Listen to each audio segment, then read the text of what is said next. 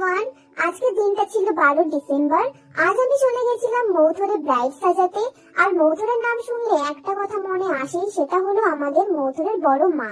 Finally গল্প করতে করতে লোকেশনে পৌঁছালাম, আর এই যে ব্রাইডের ননদ আমাদের জন্য ওয়েট করছে। তারপর ব্রাইডের ফুলগুলো নিয়ে আমি একটু ভিডিও করে নিই।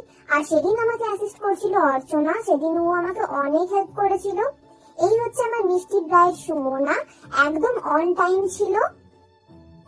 তারপর শুরু করি আমার কাজ, স্টেপ বাই স্টেপ মেকআপ শুরু করি।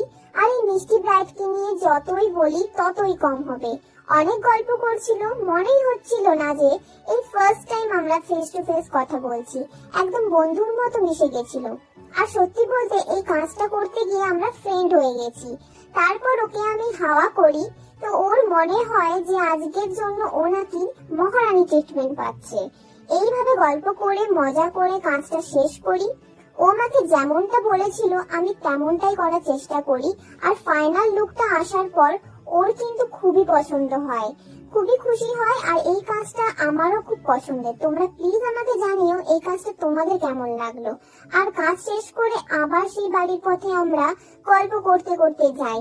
আজ এতটুকুই, দেখা হবে আবার কোনো এক ভিডিওতে। বাই।